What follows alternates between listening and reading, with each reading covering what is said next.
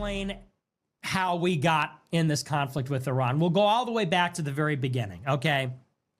And we'll explain a few critical tracks here to explain this. And the tracks are as follows. 1, Israel's wars against its neighbors. 2, the arms race in the Middle East. These things are deeply related, but these are 2 separate tracks. They're inextricably connected, but they are related. Israel's wars in the region and the arms race. The third track, I guess it's related to their wars with their neighbors, but it's October 7th and everything that has happened since. So we'll start with the first track, and all these things are running parallel with each other. The first track is Israel's wars with its neighbors.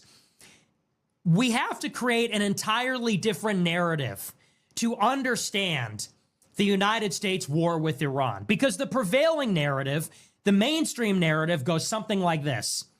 Iran is a radical, religious, zealot regime. It's run by fanatics. They want to kill Israel and kill Americans because they're anti-Semitic and they hate us. They believe in Islam above all else. They're willing to sacrifice the nation of Iran. They're racing towards a nuclear device so they can deploy it and kill all the Jews in Israel and destroy America. That's the prevailing narrative. And so under that narrative, with that in mind, well, we have to prevent them from acquiring a bomb by any means necessary. This was totally within America's self-interest. It's America first to disarm Iran. That makes perfect sense. But to begin to unravel that narrative, you really need to go all the way back, because that narrative, just like the narrative about Bashar al-Assad, just like the narrative about Gaddafi, just like the narrative about Saddam Hussein, it's starting in the middle of the story. It's starting smack in the middle of it, where Iran has his nuclear program. They won't give it up. Why won't they give it up? We have to disarm them. You have to start at the very beginning. You have to go back to the start. And the start is that Israel declares independence in 1948. And they declare it out of the Mandate of Palestine. This entire region was British territory. After World War I ended in the early 20th century, Turkey's empire was split up between the French and the British. The French got Lebanon and Syria. The British got Israel and Jordan. And so the area that would become the modern state of Israel and Palestine and Jordan was called the Mandate of Palestine. You had modern Israel and Transjordan, now what we call Jordan, both under the control of the British Empire. The Zionists had Jewish people moving there throughout the 20s, 30s, and 40s. The early Zionist movement that wanted to fill up Palestine with Jews, ultimately they wanted Jordan too, some of them. They were called revisionist Zionists. But all the early Zionists wanted the Jews to settle in the land of Israel. And in order to get Jews to settle there, they terrorized them. They created anti-Semitic hoaxes in Europe. They created anti-Semitic hoaxes in Iraq, in the broader Middle East, to try to convince world Jewry that the only place that they would be safe is in a country of their own, in Israel. And to go and stake out this project where they were building farms and kibbutzes and cities, and they were going to populate the state of Israel and create their own nation. After World War II, and we're skipping ahead a little bit, 1948, they declare their independence, and they start massacring Palestinians. They start killing Palestinians, driving them from their land. They try to take as much as possible. And a coalition of every Middle Eastern country declares war on them. None of the Middle Eastern countries accept them as a state, except for Turkey. But Turkey is an Arab. At that time, Turkey was secular, and Turkey arguably is not really part of the Middle East. Turkey recognizes them right away. But Egypt and Syria, being the big players at the time, declare war on Israel. So does Lebanon, Jordan, Iraq, Saudi Arabia. They all declare war on Israel. They all go in. And they fight to a stalemate. The United States implements a ceasefire, and so do some of the other players. But while there's a ceasefire in Israel, American Jews inside the United States and in Europe are smuggling weapons to Israel. You see, after World War II, only the United States had the atomic bomb. But in terms of arms races, you have light arms trafficking, like machine guns and things like that, ammunition. And American Jewish gangsters, American Jewish businessmen, and other Jews in Europe, they're trafficking weapons to this early state of Israel to build up their military capability. This is where the arms race starts. You see how these things are parallel? They're two tracks. In 1948, there's an Arab-Israel war, the first of its kind. It's fought to a stalemate. There's a ceasefire.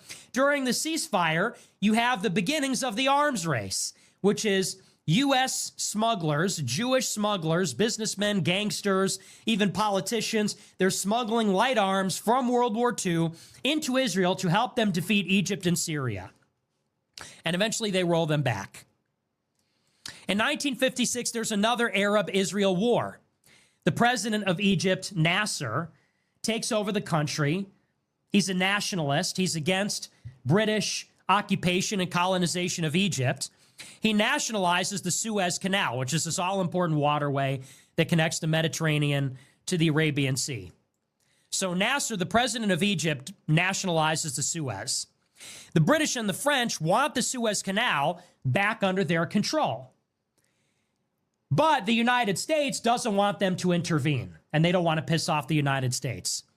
So they work with Israel to fabricate a false pretext for Israel to invade Egypt and seize control of the Suez from the Egyptians. The Israelis claim that Egypt was preparing for war, that they're harassing them in the Gulf of Tiran.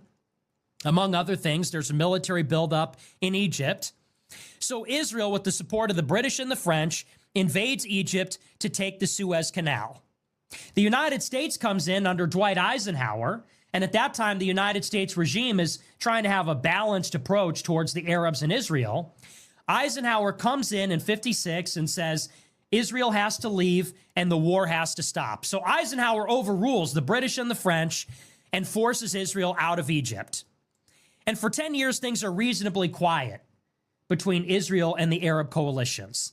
In the meantime, however, in the mid-1950s, Israel's president, David Ben-Gurion, becomes obsessed with acquiring a nuclear weapon. By the mid-1950s, other countries have nuclearized.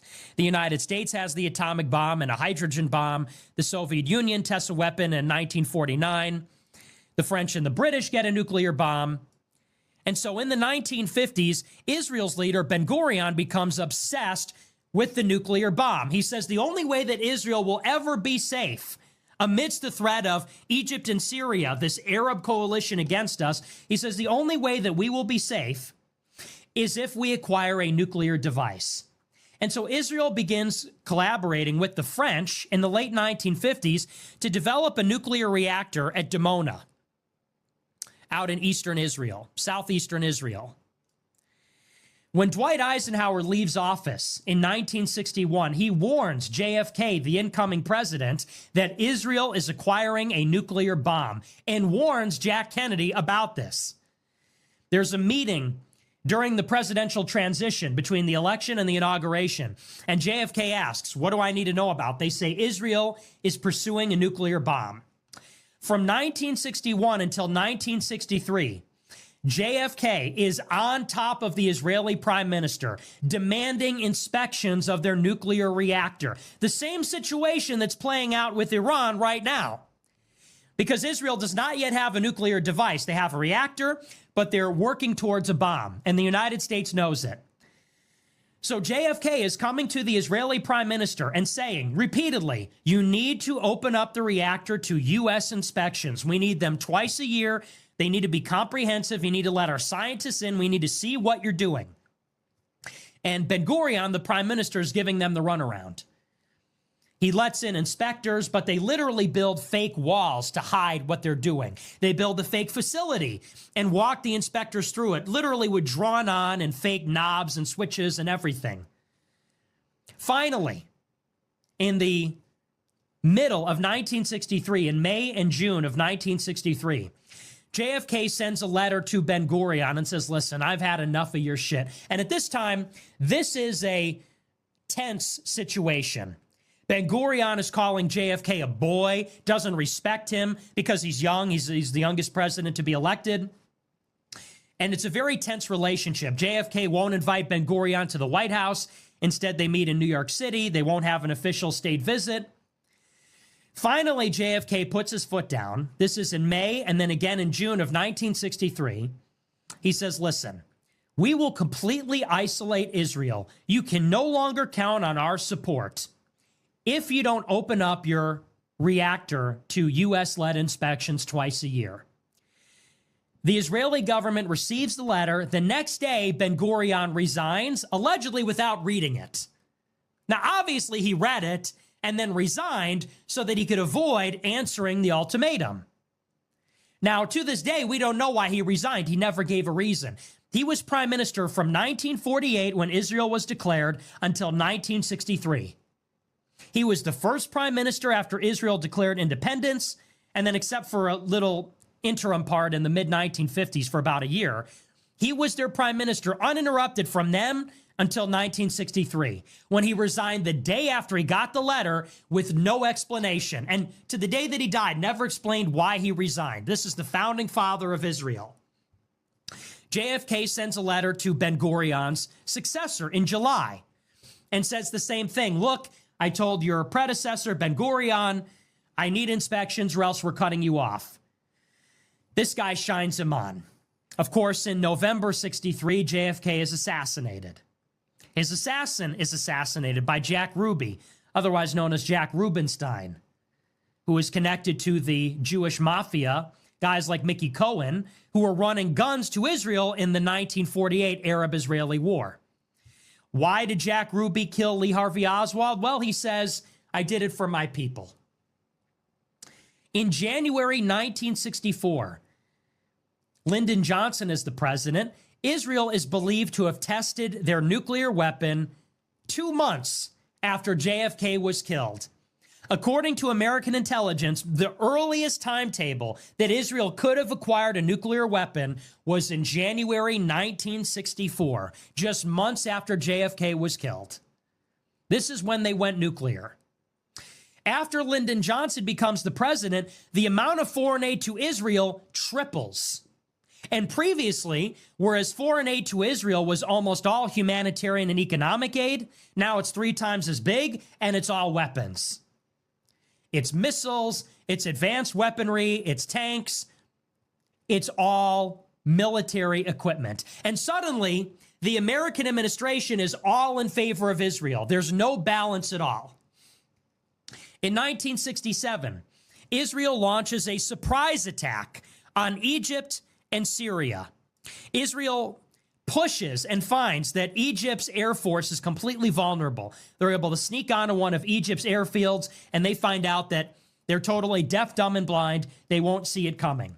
So in 1967, Israel starts the Six-Day War, another Arab-Israeli war. Israel launches a surprise attack on Egypt's air force and then Syria's air force. Egypt invades the Gaza Strip and the Sinai Peninsula, which is, hang on, I don't have the map in front of me. Egypt invades the Sinai Peninsula here, and they invade the Golan Heights in Syria up to here. They actually go all the way to Damascus, and they're shelling Damascus, but they create a ceasefire line in the Golan, and they take the West Bank. And so Israel controls all of this. They control everything from the Golan in the north, inside Syria, the West Bank, the Gaza Strip, and they control all of the Sinai Peninsula. Israel is at its territorial peak. During this campaign, there is an American radar ship, a reconnaissance ship off the coast of Israel, the USS Liberty. The reconnaissance ship was there to keep an eye on the evolving military situation in the buildup to the Six-Day War. Israel believes that if that reconnaissance ship is there, it will detect Israeli troop movements that are moving towards Egypt, and it might blow the element of surprise. The United States might know the full extent of their military activities. So Israel launches an all-out attack on the USS Liberty off the coast of Israel. They shoot the ship, they bomb the lifeboats, they see the American flag flying on it, and they attack anyway. Later, they claim it was a case of mistaken identity. They say they thought it was an Egyptian ship and they shot it down on accident. But it would have been impossible for them to think it was an Egyptian ship. It was waving a giant flag. They shot the lifeboats. It was radioed to them. This is an American ship. They sunk it anyway. They tried to kill everybody on board because they did not want the U.S. government to know what they were doing in Egypt. Do you know who was a part of the cover-up, who headed up the investigation on behalf of the Navy a few months later? John McCain Sr. John McCain Sr. headed up the audit into Israel's attack on the Liberty. This is in 1967. That's the Six-Day War. 6 years later, in 1973, Egypt has been humiliated. Syria has been humiliated. These are two military powers in the region, thought to be on par with Israel. They're seeking revenge for what Israel did. And so the president in Egypt, Anwar Sadat, comes up with a plan. They're going to do a surprise attack on Israel. And they collaborate with Syria to do it. On October 6th, 1973, during Yom Kippur, Egypt and Syria launch an attack on Israel from both sides. Egypt lands on the west bank of the Sinai Peninsula and moves to take the Sinai from Israel. Syria invades from the north, and they take back the Golan Heights near the Sea of Galilee. Israel's caught totally off guard. About 12 hours before the attack, they begin mobilizing reservists. But it's too little, too late. They appear to be overrun. Golda Meir, the Prime Minister of Israel, calls up President Nixon and the Secretary of State, Henry Kissinger, and she says, you need to bail us out, otherwise we might take extraordinary measures. At the same time, they take out their nuclear bombs so that they can be detected by U.S. reconnaissance. Israel's pushed to the brink of destruction in a surprise attack. The United States is reluctant to intervene because we believe that if we go in, the Soviet Union will go in on the side of Syria and Egypt. So the United States is deliberating, should we bail out Israel? Golda Meir pulls out Israel's nukes and says, well, if you don't come in, we might have to take extraordinary measures. And Nixon gets the message. They send in a giant airlift of equipment. And by replenishing Israel's equipment, Israel's able to beat back the Syrians and the Egyptians. They rout the Egyptians. They land on the west side, the west bank of the Sinai, and they encircle the Egyptian columns that are inside Sinai. They push the Syrians back to Damascus, and the war is over in a few weeks. During the ceasefire, Israel does not keep their end of the bargain. They keep firing on Egyptians and Syrians. The Soviet Union threatens to get involved. They say that if Israel won't abide by the ceasefire, we'll deploy our troops to the region. And this would start World War III. Finally, a deal is made. Israel adheres to the ceasefire. Everybody pulls out. But it's after this happens in 1973 that many of the left-wing Jews in America move to the right wing. Many of the American Jews, who were all communists at this point, Bolsheviks were all Jews, American communists were all Jews. All these left-wing Jews in America who are Trotskyites, they're communists, they're in New York, they're part of this intellectual movement, they see that the Arabs surprise attacked Israel with the help of the Soviet Union. They realize the Soviet Union might destroy Israel. The Arabs might destroy Israel. If Israel goes, Jews will never be safe. So in 1973, the neoconservative movement is born. And all the neoconservatives are former left-wing Jews that got mugged by reality. They saw that their communist utopia wasn't so friendly towards Israel. So they become the biggest Cold Warriors. They become the biggest foreign policy hawks. They say now we need to destroy the Soviet Union because the Soviet Union backed the surprise attack on Israel that almost destroyed it. So all these guys like Irving Kristol and John Podhoretz and many others from Commentary Magazine, all these Jewish publications, they all come aboard the right wing and they become the biggest Cold Warriors. In 1975 in Israel, there's a big commission that's meant to do an audit on how Israel was caught by surprise, how they didn't see it coming. Because even though they won the war, it's still a major victory morally for the Egyptians and Syrians that they were able to have these military victories and catch Israel off guard. In 1976, the Likud party comes to power in Israel. For the first time, even though Israel was dominated for many decades by the Labor Party, by left-wing parties, a right-wing party called Likud, which emerges from the revisionist Zionists that wanted all of Israel, that wanted Transjordan, they come to power. And they have a new doctrine. It's promulgated by Oded Yinon. They say the new doctrine of the state of Israel is we have to destroy all of our enemies. Oded Yinon's plan for the 1980s says the only way that Israel can be safe is if we destroy all of our neighbors. It says that even though our neighbors are strong militarily and our borders are under threat, he says our neighbors are actually weak because they're based on diversity. Oded Yinon says that Lebanon has 5 different nations inside of it. It has a Christian nation, a Shiite nation, a Druze nation, all kinds of different ethnicities living inside. It says Syria has Alawites in the west, Sunnis everywhere else, Druze in the south. It says that Egypt has a big Coptic Christian population, a big Muslim population. It says that Iraq has the Kurds and the Sunnis and the Shiites. Iran has a lot of Turks and Persians and other groups living inside of it. So in the late 1970s, when the Likud party comes to power after the failures of the left-wing party to anticipate the surprise attack, they say it's time to go on the offensive and blow up all these different countries. In 1978, Israel brokers a peace agreement with Egypt. Israel gives them the Sinai Peninsula. Egypt signs a treaty with Israel. Egypt becomes the first country to normalize relations with Israel. And that is the year, by the way, that Egypt becomes one of the biggest recipients of U.S. foreign aid. And so does Israel. 1978 is the Camp David Accords. They make this treaty. It's ratified in 79. It's in that year that Israel becomes the number 1 recipient of foreign aid. Egypt becomes number 2. And they both receive massive amounts of money to make this deal.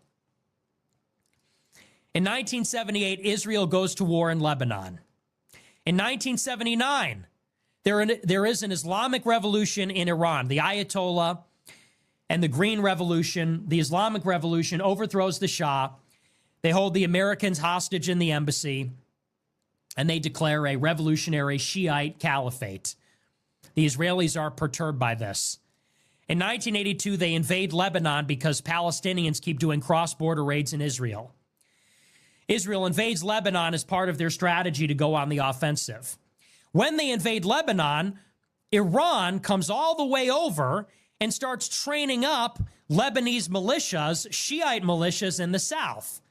The Iranian Revolutionary Guard, the guarantor of the revolution, comes to Lebanon and starts training them up. That becomes Hezbollah. In 1981, Iraq is developing a nuclear weapon. They get a reactor from France. They start building up a nuclear weapons program. In 1981, Israel launches a strike on it. They bomb the reactor. Iraq and Iran begin a 10-year war in the 1980s. Israel and the United States back both sides. Israel predominantly backs Iran because they view Saddam Hussein in Iraq as the bigger threat, because he's developing a nuclear weapon. In 1990, Iraq invades Kuwait. Iraq threatens to invade Saudi Arabia. It launches missiles at Israel. George Bush invades Iraq, and he does not topple the government of Saddam Hussein. He oversees the destruction of their nuclear, chemical, and biological weapons programs. He demilitarizes Iraq, its missiles, its navy, but he leaves the regime intact. In response to this, Israel almost kills George Bush because Israel wants the United States to topple the Saddam Hussein regime. 1994, Israel makes peace with Jordan. Jordan becomes the second country to normalize relations with Israel. Jordan becomes the 3rd largest recipient of U.S. foreign aid. In 1996, a new doctrine is put out. This one is by Richard Pearl, Douglas Faith, David Wormser. And this is coordinated by the Bibi Netanyahu government in Israel. They call it the Clean Break Memo.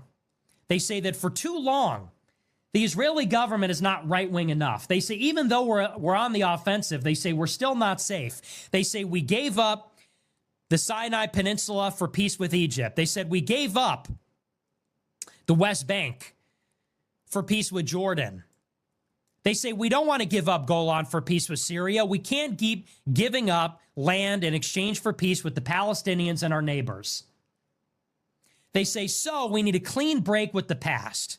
And in order to secure our northern border, because Egypt and Jordan are already taken care of, they say we need to knock out Saddam Hussein in Iraq, we need to take out Syria, and then we need to take out Iran. We need to take out Iraq because Saddam Hussein is too belligerent. We need to take out Syria because they remain fundamentally at war with us and challenging us.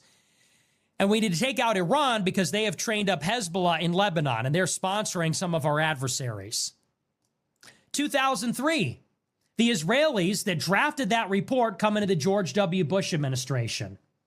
After 9/11, they fabricate intelligence that Saddam Hussein was involved in 9/11 and other terrorist plots.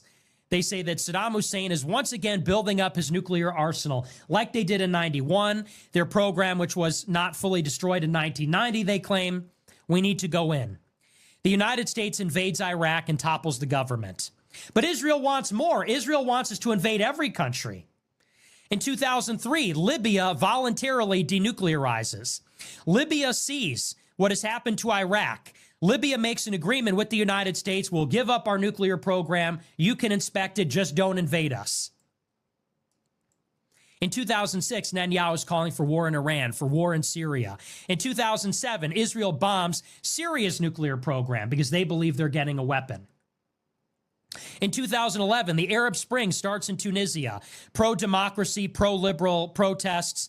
They spread all across northern Africa. They spread into Libya, to Egypt, then into Syria and elsewhere in the broader Middle East. They bring down Hosni Mubarak in Egypt. He's replaced by the Muslim Brotherhood.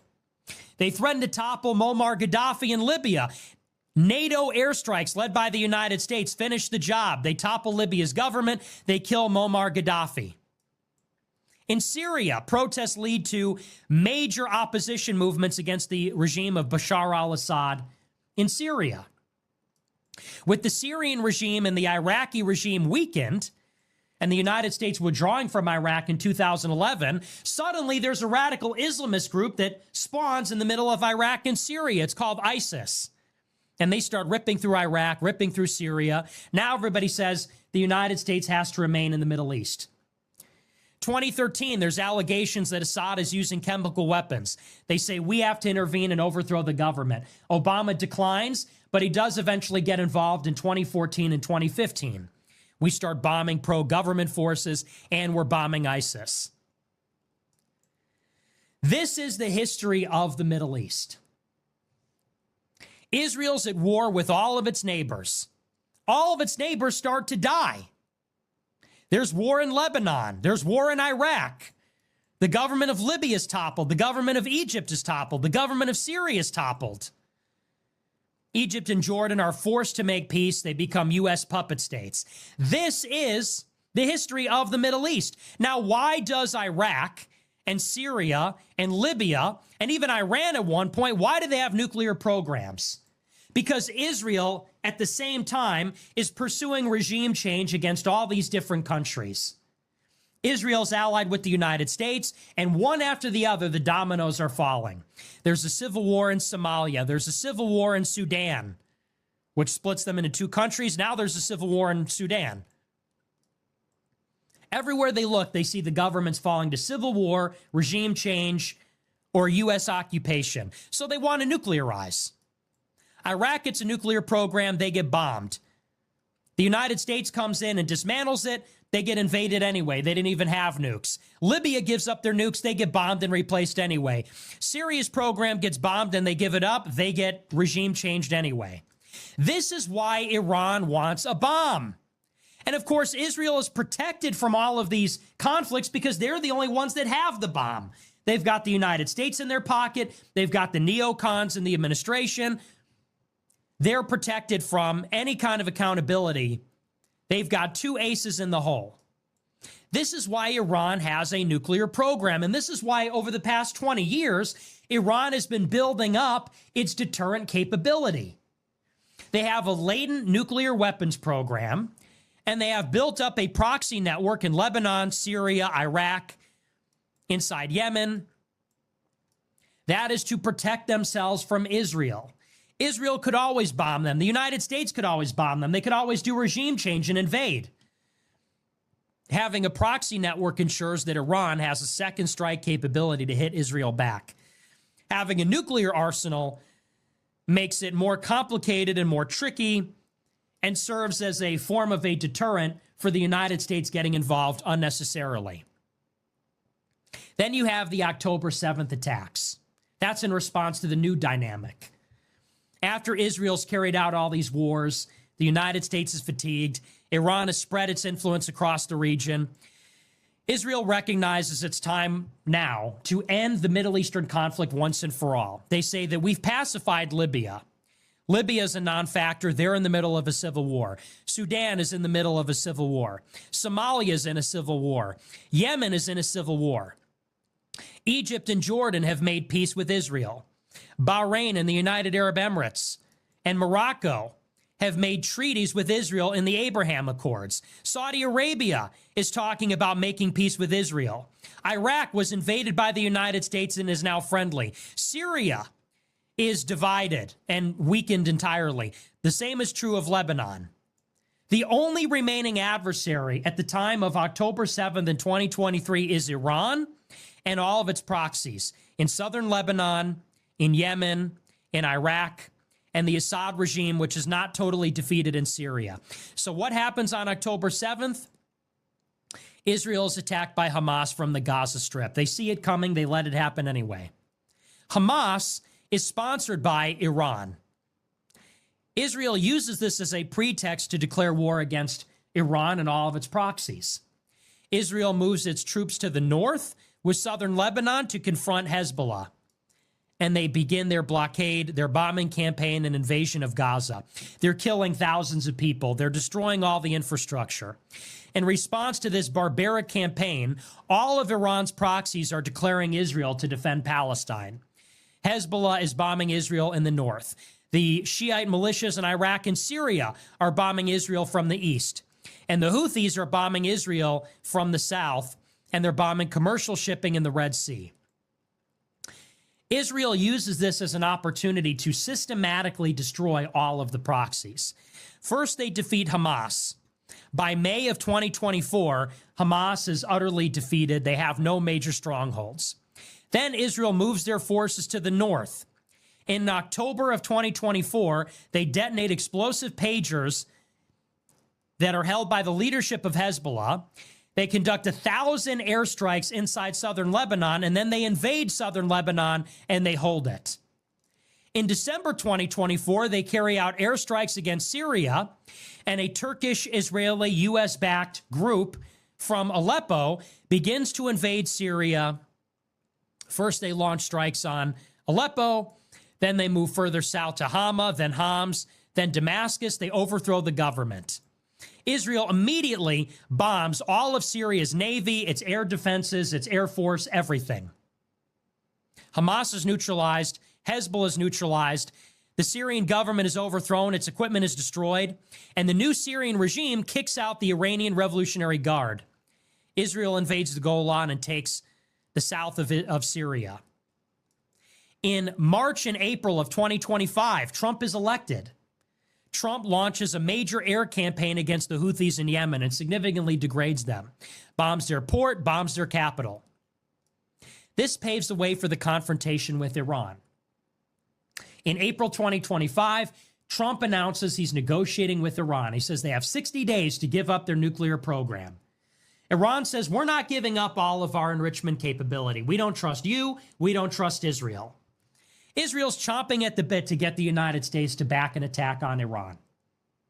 Last Thursday, Israel attacks Iran's nuclear facilities, but says we can't do it alone. Missiles are raining down on them. They say, we need help. We're not safe. We're imperiled. We need the United States to help. Tonight, the United States carries out its attacks on Iran. And as we talked about earlier tonight and throughout the week, the only way this can end is in regime change in Iran. The regime that was put up in 79, that created that proxy network, the nuclear program, it's going to be gone. And when that is finished, either sometime this year or next, you can see how the entire Middle East, from Morocco all the way through to Egypt, from Somalia to Sudan, from Yemen all the way up to Syria, from Israel to Iran, the entire Middle East will be under the thumb. The entire Middle East and Northern Africa will be under the thumb of Israel. How?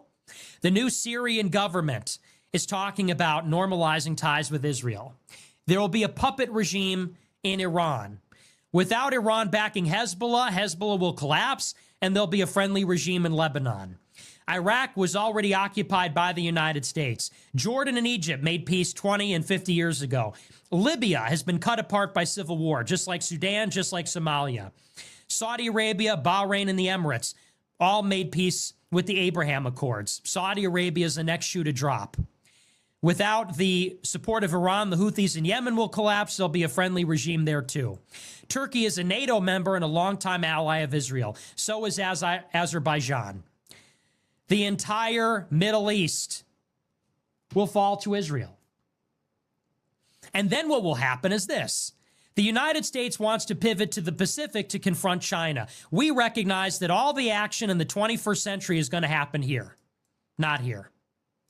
All the action in the 21st century is going to be India, China, Vietnam, Indonesia, Japan, South Korea, the Asian tigers. And to some extent, it's going to be in Central Africa because that's where the critical minerals are. To some extent, it'll be in South and Central America. That's where a trade war is happening. We want to leave the Middle East. How do we leave the Middle East? We have to hand off our responsibilities to our allies and partners. So we're going to arm Israel and Saudi Arabia to the teeth. And we're going to give Israel and Saudi Arabia control over the entire region. But Saudi Arabia is a very fragile state. It's a country of foreign workers. It's a country of a restive population. It's a fragile, hereditary monarchy from 100 years ago. Saudi Arabia could never resist Israel, even if they wanted to. If Israel could take out Iran, they could take out any one of these fragile Gulf monarchies, any one of these countries. That means that Israel will dominate the entire region. And that means that all the trade that goes through the Red Sea, all the trade that goes through the Persian Gulf, all of the Belt and Road Initiative, ports and highways and rail, all of the India, Middle East, Europe corridor infrastructure, it will all go through a region controlled by Israel. All the trade from Africa, Asia, and Europe that has to go through water or land routes in this region, it's going to be going over Israeli soil. It's all going to be going over Israeli clay. That's their end game. That's the big picture. They want to dominate the region, profit from all the trade. They will profit from China and the United States, from BRICS and the Abraham Alliance. That is the next phase of development. That's how they go from not even a country surrounded by enemies to every country has been destroyed and pacified to total regional hegemony over the Middle East. And then they want to ditch the United States. Then they want to say, we don't want your foreign aid anymore. It gives you too much leverage over us. We want to conduct our own independent foreign policy. And that means we could do whatever we want. We can hedge and work with China if we want. We can work with Russia. We can work with whoever we want. And that's how we were used to give birth to a rival power. That's how we were used, like a parasite does, to give birth to a rival entity. And so, yeah, if you're completely ignorant, you would say, oh, you know, Iran wants nuclear weapons because they just want to kill everybody. No, Iran wants nuclear weapons because Israel and the United States have destroyed every one of Israel's neighbors. And Iran doesn't even have a nuclear bomb. Israel does. And we were brought into Iran not because of the nuclear crisis. The nuclear crisis exists because of what Israel and the United States have done. Now it's being exaggerated to disarm Iran so that Israel can pursue regime change. That's the big picture. That's the story of the Middle East. And it's a story of the arms race. It's a story of subterfuge, of intelligence operations, of deep influence in the United States. None of it would be possible without the United States. Without the Jewish mafia, without the Jewish mafia running guns to Israel in 48, without JFK being assassinated to clear the way for Lyndon Johnson to come in and pour conventional arms into Israel, without Jews in America stealing the United States nuclear program to give it to Israel, without the U.S. bailing them out in 73, without the neocons giving them their war in Iraq, it would have never happened. So the United States is just as much a part of this, and their subterfuge over the Republican Party, over the American state, it's a quintessential part of the plan. And that includes the media and public opinion. So anyway, that's why we're here.